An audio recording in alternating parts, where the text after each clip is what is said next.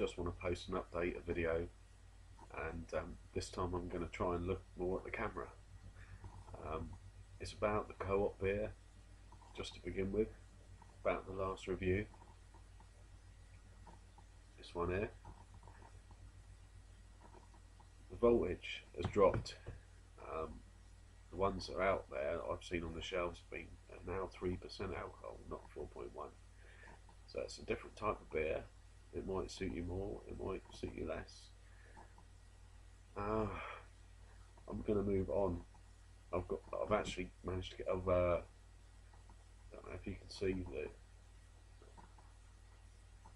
the volume. It's 4.1% on this one.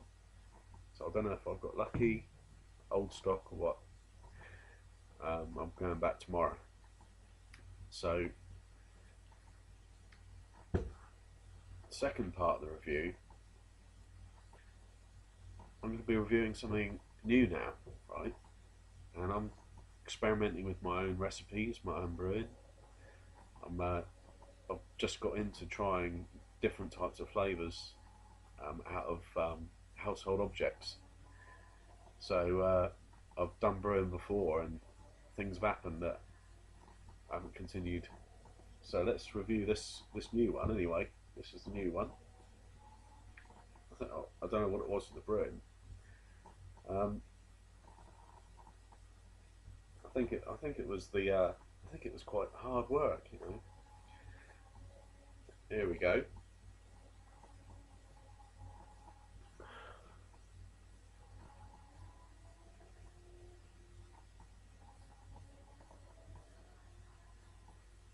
Right. This is made out of beetroot that I got from the shop. Just standard size beetroot. This one was organic, and they were doing them for $3 for it wasn't much, so I thought I'm going to have a go at making this. So it's 1 beetroot, 2 litres of water and some bread yeast. I kicked off the fermentation yesterday lunchtime, and so it's a day and a half in.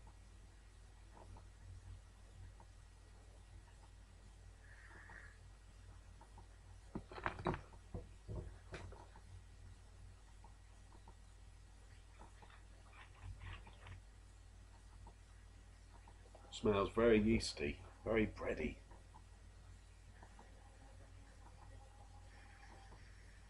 You can really smell the bread yeast. Beetroot is actually not an overpowering flavour like I thought it would be. I must admit, I dipped in just when I started it off and it was tasted very strongly of beetroot. And I've been thinking maybe I'm going to have to put something else in this, you know. I've got some lemonade on standby, but it's the yeast that you can smell, not the beetroot.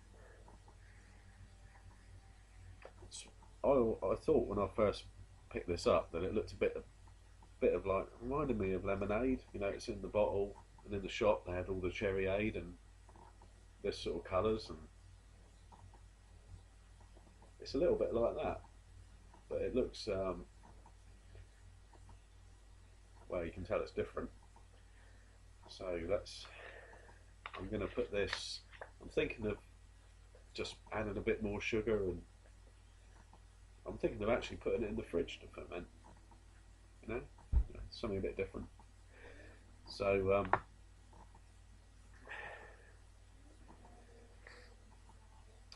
let's give this a go.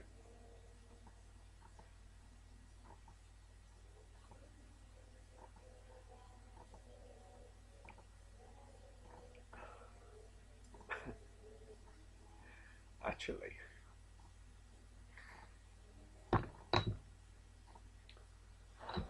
this is the stupidest. Right, I picked the wrong glass. Too small.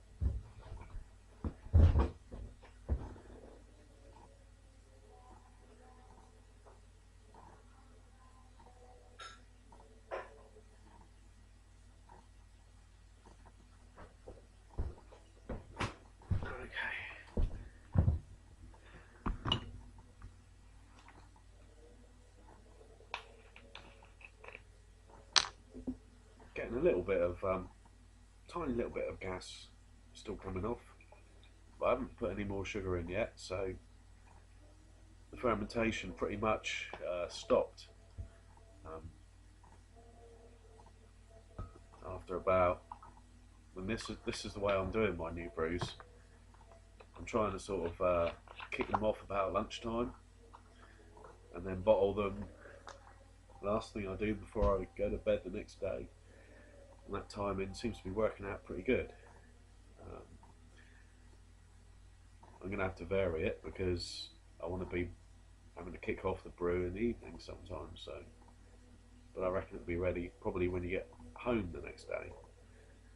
So the ones I enjoy best are probably the afternoon start off ones though, because bottling just before you go to bed is a really nice way to end the day.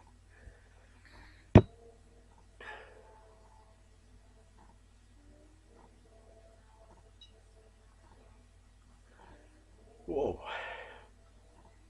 that does not taste overpoweringly of beetroot. Actually, I can't taste it. It doesn't really taste of beetroot. That's unbelievable. That's that's really strange. You know, that's got me into the right vibe for making videos. You know,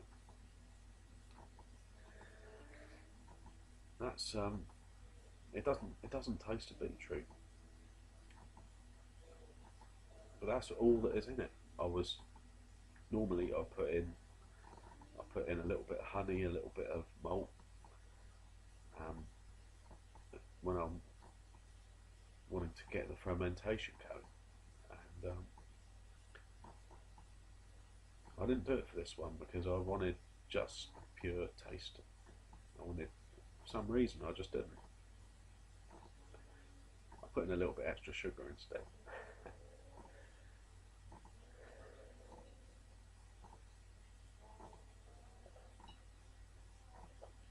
There's a carbonation on the tongue.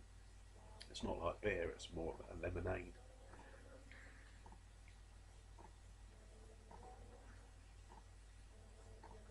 But it doesn't taste of beetroot. That is incredible. It tastes like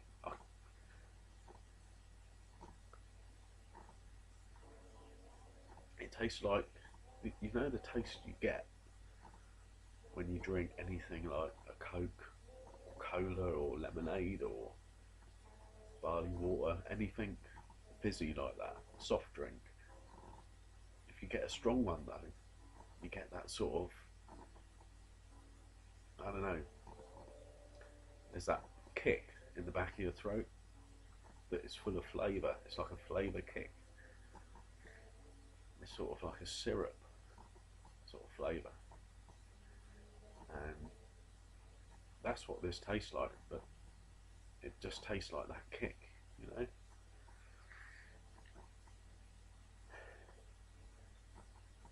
doesn't actually have a flavour of its own as such, you know? It just leaves the aftertaste you get with all the ones in the shop. But this has got to be a lot better for you, man. It's what you got in there is a beetroot, a little bit of sugar, a little bit of yeast, kick it all off, nothing else, just tap water.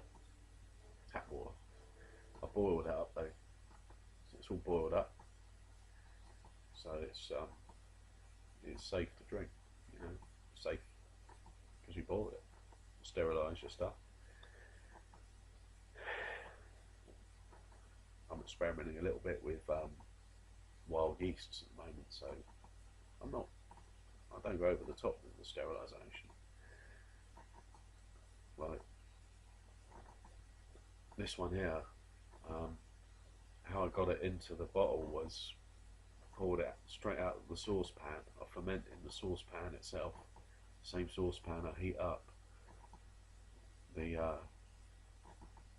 in after you put in your beetroot and your water into your water, just chopped the beetroot up.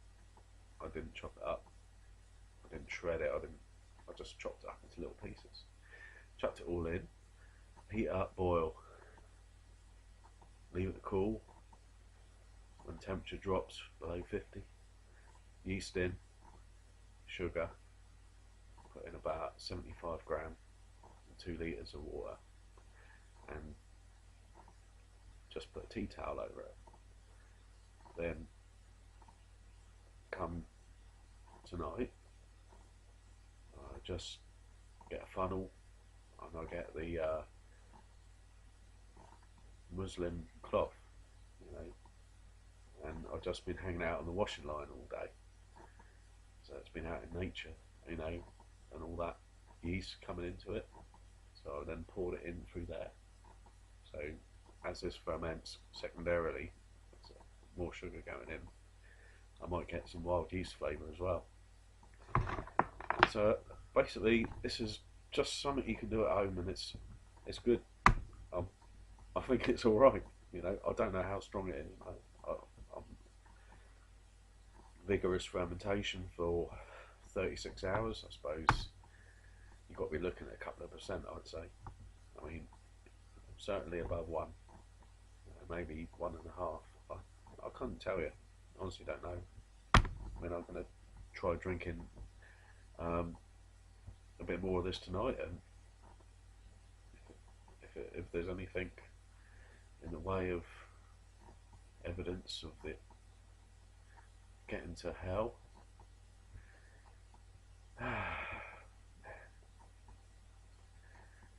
never know how to end these reviews.